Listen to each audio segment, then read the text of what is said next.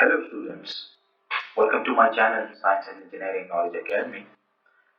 Today the lecture which I am going to deliver is on the renewable energy technology. Now let's start with the basics of energy. Energy is defined as the ability to do work. Any entity, any body, anything which has the ability to do work, we call it as energy. Energy in the form of food is a fundamental need of any living organism. We or any other living organisms require food for their body to be in the shape to work and to exist. Similarly, besides food, we have other energy requirements, especially in today's modern life, where you can't imagine a life without electricity. Similarly, light, heat for communication, chemical energy in transportation and industrial products, etc. So these are all the different form of energies which we use in our daily life besides food. So energy can be in any form. And here are some units of energy. So the SI unit of energy is joule. 1 joule is equal to 1 Newton meter. And similarly, the other unit of energy commonly used is a kilowatt hour, which is 3.6 megajoule. 1 calorie is 4.182 joule. 1 British thermal unit is 1055 joule, and 1 megajoule is 278 kilowatt hour. 1 ton of oil equivalent is 11.6 megawatt hour. So these are some of the commonly used energy units, and our bills, electricity bills, are measured in kilowatt hour. Similarly, whenever there is a big unit, for example, for an entire community or for a country or for a nation or worldwide, so we use the unit ton of oil equivalent, which is actually 11.634 megawatt hour or 11,634 kilowatt hour. So these are some of the commonly used units of energy. Power is the rate of doing work, the rate at which the energy is consumed or produced. We call that power. Power is not energy because it has a different unit. It has the unit of watt, right? And it is the energy consumed or produced per unit time. That depends upon in what terms power consumed or power generated. So if the power consumed, so then it is energy consumed per unit time, and if power generated, then the energy produced per unit time, and its unit is watt. Now it's a universal truth that energy is conserved. Energy can neither be created nor destroyed, but it can be transformed from one form to another form. This is what we call law of conservation of energy. So when we talk about energy, we mean the energy that cannot be created. We cannot create energy, but we can transform it from one form to another form. Energy exists in various forms. Some of the common forms are electrical energy, chemical energy, mechanical energy, and thermal energy. One cannot create any form of these energy, but can only transform from one form to another form. This is a very good example, reference byjuice.com, and you can see that there is a chemical energy in form of petroleum. It is converted directly into electricity using the generators or batteries, right? And then we can use that in a kinetic energy moving car. Or that chemical energy can be directly converted into kinetic energy in a petrol car. One is converted into the electrical energy and then the electric cars, and one is directly. So you can see that the chemical energy is first converted into electrical energy in one part and then into kinetic energy. And another part, the chemical energy is converted directly into the kinetic energy. So that is the utilization of energy by choice or by requirement. Similarly, that chemical energy which generates electricity through generators and it gets converted into light and heat. The same electricity is converted into light and sound here, or you can convert it directly into mechanical energy. The point is that energy cannot create it. What is happening that one form of energy is converting into another form of energy, and there is no creation or destroying of energy. Energy and sustainable development. Why in 21st century it is the key policy that everyone wants sustainable development. The fact is that sustainable energy aim is, or the sustainable development aim is, that we have to improve our quality of life to be achieved while maintaining the ecological process on which life depends. The basic idea is that today, whatever we have, the resources we have, so that we can improve our quality of life, but do not exploit those resources so that the next generation won't have any kind of resources for their use. So sustainable development is that you have to develop, you have to produce things, you have to live the modern life, you have to make your life better, but not on the expense of the other generations or not the future of the other generation. So sustainable development has triple bottom line. It has economy, society, and environment. These three things have to be considered while doing sustainable development. The environmental protection and enhancement, social progress, economic development. You cannot go to any extreme point over here in sustainable development, where these three things, the economic development, social progress, and environmental protection and enhancement. So when these three things come in one region or they collide and overlap, so that region, we have to work in that region in order to secure all the aspects. If we go to the economic development to this end,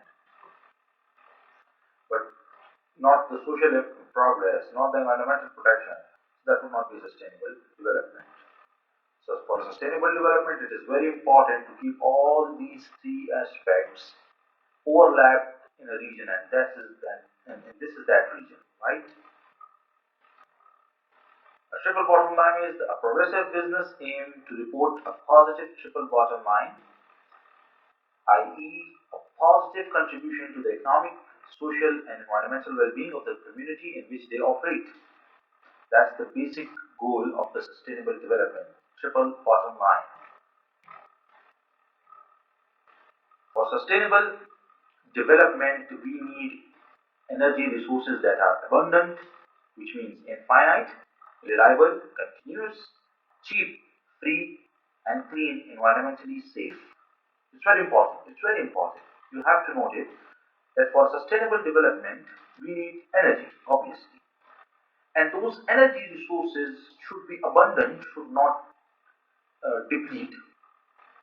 Those energy resources should be reliable, should be cheap, and should be clean. So if we cover all these four aspects, so we say that that source of energy is sustainable energy source. And the search of these sustainable energy resources is going on in the recent advancement. And that is the goal of the sustainable energy development. And there is the relationship between sustainable development and finding those resources of energy which add to the sustainable development and which has these four major attributes. If we come to energy resources, so we have the non-renewable finite supplies, what we call brown energy. We have the non-renewable energy like wood that mostly that burns. Then we have petroleum and petroleum products. We have coal, oil, and gas. Now, what's the drawback? The drawback is very clear. You have to burn all these things in order to get energy, the usable energy, right? And then we also have the uranium. For all these resources, it's very clear that they come from the earth, they come from the nature, and they deplete. They deplete. You have to deplete. They do not renew themselves. They deplete upon the usage. And secondly, they add to the global warming, to the pollution, to the threats to the environment, environmental hazards. So in order to find out the sustainable energies, green energy and renewable energy, the research is going on, and today we have these renewable energy resources which are in practice today, is because of the two main reasons in the non-renewable energies that the first drawback is that they are non-renewable, they do not renew themselves, they are not continuous supply, they are finite supply. Then additionally they cause global warming, right? So they are not the choice of today's modern sustainable development goals. In renewable energy, we have the solar energy, then we have wind energy, we have hydropower, we have tidal and wave energy, then we have geothermal energy, we have biogas or biomass energy. And obviously the two main reasons are that we are going from non-renewable to the renewable energy is that first the non-renewable resources deplete, they being utilized, and they are actually depleting at a very fast rate. And then CO2 and other gases, harmful gases emission, causing global warming and are of environmental threat to the entire globe in terms of the global warming. And the effects of the global warming are quite devastating. That's what we are seeing in our daily lives. So, in the mined resources or the brown energies, which was the non-renewable energy, so it's the finite source.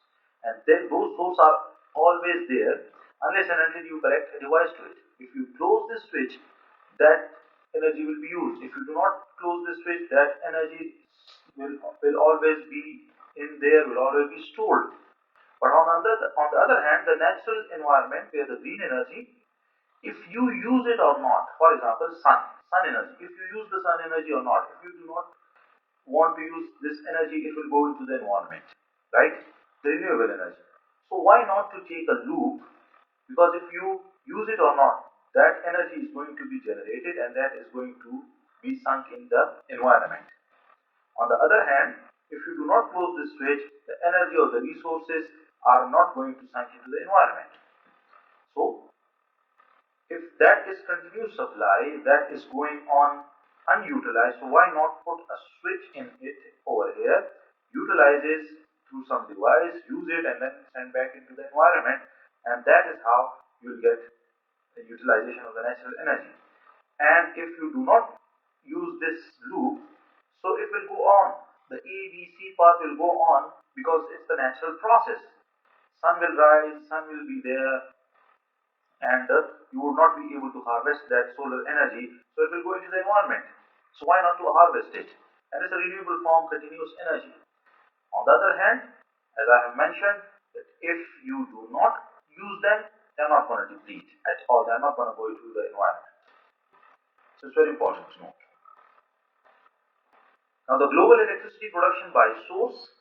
So if you look into that chart, from 1985 you cannot see any renewable energy.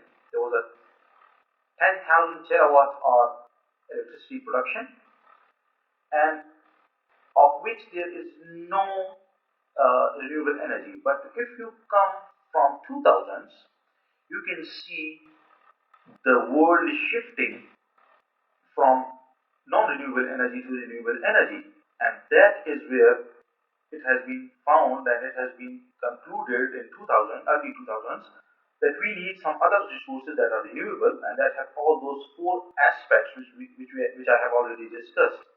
And up till 2023, you can see that we have a very good amount of um, share of the renewable energy resources. Over here, there is only one renewable energy, and that is water, hydropower. But you can see that the coal and the gas, oil, everyone was at a very high rate, and there was no trace of renewable energy. The modern renewable energy system, hydropower is always there, so it's a sort of a blend between the conventional and the non-conventional resources. But from early 2000, you can see that there are non-conventional resources, or what we call renewable energy resources,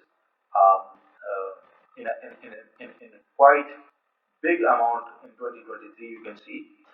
So the world is shifting to the uh, to the renewable energy technology, but at the same time, we are still generating uh, a good amount of electricity from coal, and that is why that's a big problem, because it's adding to the global warming, and that is what the concern. This area is of very high concern.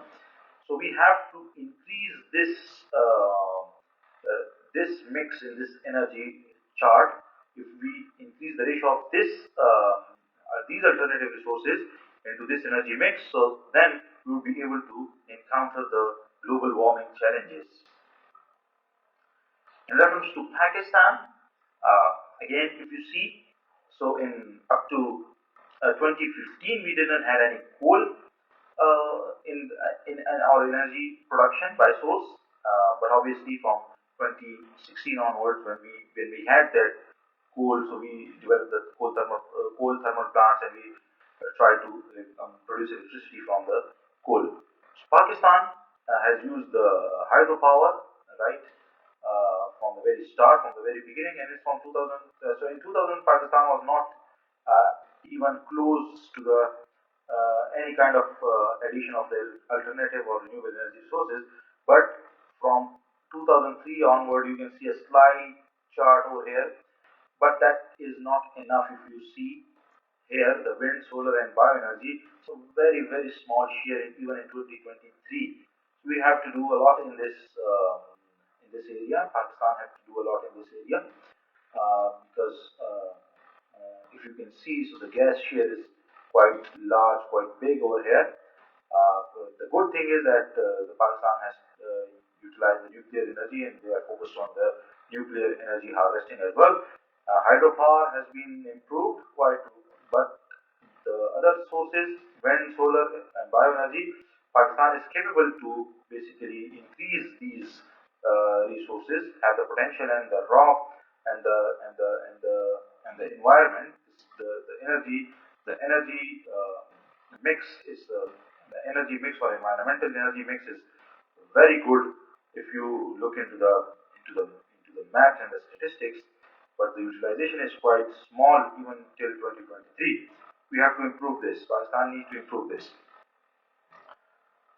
So this is again the breakdown, and you can see that the other renewable energy resources are not in action. Bioenergy up to maximum up to 1.5 terawatt hour. Solar energy in 2023 is about more than 1 terawatt hour. So it needs a lot of improvement, because in a coal it's 30 terawatt hour in 2023, and in nuclear power we have 20 terawatt hour, which is good. In hydropower again 30 terawatt hour is good. So if you see, Pakistan do not add much to the global pollution or the global environment, but Pakistan is one of the worstly affected regions from the global warming. That's the fact. So unfortunately, globally, those measures are not being taken, and Pakistan is suffering from the effects of the global warming. So all other nations must have to realize that the such usage of the non-renewable energy resources must be reduced. As you can see, Pakistan has reduced the usage of the oil from 2000 to 2023 from 30 terawatt hour to nearly less than 20 terawatt hour. So it's a good thing. It's a very good thing. Now, fundamental questions whenever we harvest energy, renewable energy. So there are some fundamental questions such as number one, how much energy is available in the immediate environment? What is the source? So as I was discussing in the previous slides, that Pakistan has that resource in the immediate environment, good alternate or renewable energy resources in the immediate environment. But still, these are some of the fundamental questions which has been asked whenever we want to harvest the renewable energy. The second is, for what purpose can this energy be used? What is the end use of this resource? What is the environmental impact of the technology? Is it sustainable? And finally, what is the cost of the energy? That is, it is cost effective or not?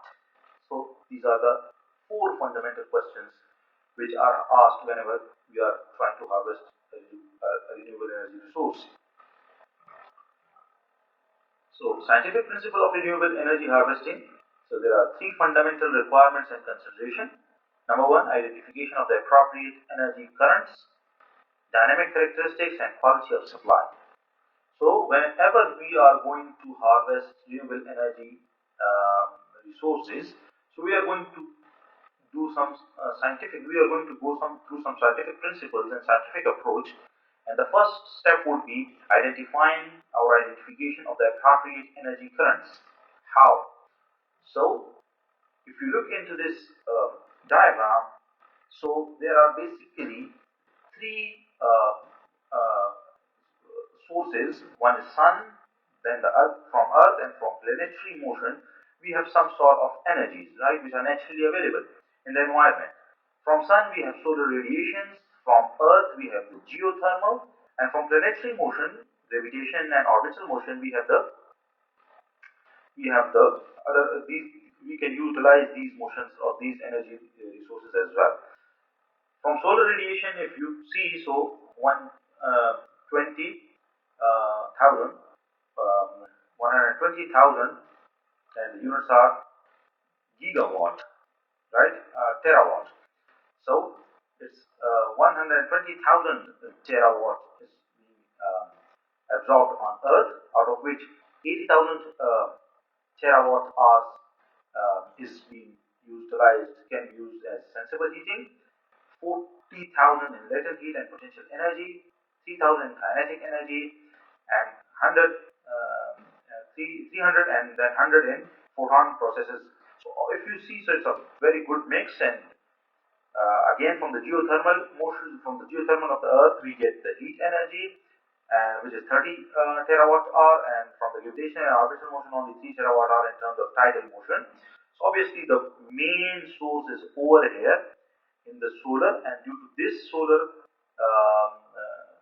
radiations, there are temperature changes due to which the wind blows and kinetic energy forms, and then we form wave or wind turbines. So we're not going into that details right now, but what actually I'm saying, that due to the motion of the Earth, the gravitational motion, then the geothermal motion, we get heat. And if you see that these all combine together to form this entire group of alternate renewable energy resources, and it's about more than 120,000 terawatt hour.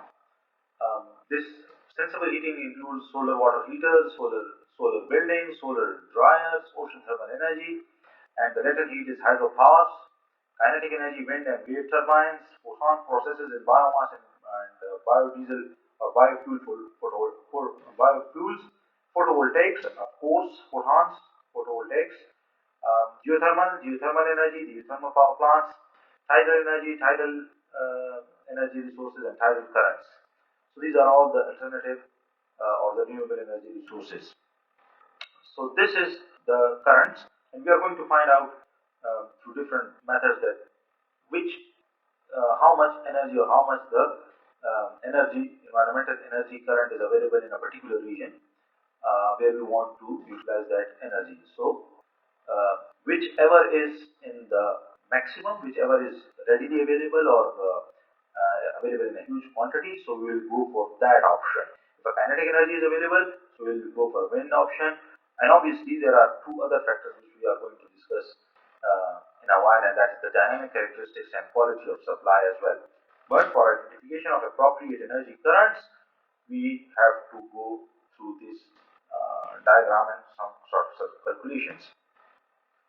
But dynamic characteristics, so end user requirements for energy vary with time. Obviously, uh, the sun is always not out there, but you need power in the night as well. So, for example, electricity demand on a power network often peaks in the morning and evening and reaches the minimum through the night. So, if power is provided from a finite source such as oil, the input can be adjusted to the response to the demand. Unused energy is not wasted here, right? But remains the source fuel. However, with renewable energy system, not only does end use vary uncontrollably with time, but so too does the natural supply in the environment. So it's with the renewable energy there is a problem. There is a problem that it is not available um, all the time. You cannot, for example, if the sun is not out, you cannot use the solar energy directly. So and you cannot control that variation with the time. So the major periodic variation of renewable energy sources are listed in the table 1.2. This is the table 1.2. So if you can see, so if the direct sunshine, so the major period is 24 hours or 1 year. And if you look into this, so it's a daytime only. So solar beam irradiance, and these are some of the relations to which we calculate the power. But for now, we are just looking into the aspect that what dynamic characteristics we mean. So that is this thing is applicable to the daytime only. Then secondly, if we have diffuse sunshine, so significant energy over time, it has significant energy over time. But again, there are problems with the diffuse sunshine, and again that is less than the power which is required due to the cloud covers and the air pollution and so on and so forth. So that is again has some issues. The power fluctuations are there in a biofuel system. So very many chemical types and sources linked to agriculture and forestry stored energy. So obviously, if these resources are available, the proper raw material of agriculture and forestry is available, so that you can use. Otherwise, it would not be feasible in that particular area. And if the demand is high, so you will have to supply these raw materials, and it's a time consuming. Obviously, the fermentation process and other processes takes time. Wind, so it is most reliable if the wind is in certain conditions and in certain area, or it depends upon the height and the situation and the ground behavior, or the wind behavior, particularly the wind speed and so on and so forth. So all these resources have that one issue, that they cannot be controlled. They are not under your control. They are all naturally controlled, right? And there are a lot of wastage, because in one time, if the wind is going and the turbine is moving, the wind turbine is moving, you might not require that energy. So you will have to store that energy. On the other hand, if you have a diesel generator, you put the diesel, you turn it on, it will give you an instant energy, and when you do not need it, you just shut it out, and the diesel and the petroleum will remain there. So this is one of the factors that must have to be considered while going to renewable energy. The dynamic characteristics. Then the quality of supply. By the quality of supply, we mean the proportion of an energy source that can be converted to mechanical work. How much proportion of an energy source can be converted into a mechanical work? That's what we mean by quality of supply. So Thus, electricity has high quality because when consumed in an electric motor, 95% above of the input energy may be converted into mechanical work. So to lift a weight, the heat losses are correspondingly small, less than 5%. The quality of nuclear, fossil or biomass fuel in a single stage thermal power station is moderately low because only 33% of the calorific value of the fuel can be made to appear as mechanical work, and about 67% is lost as heat to the environment.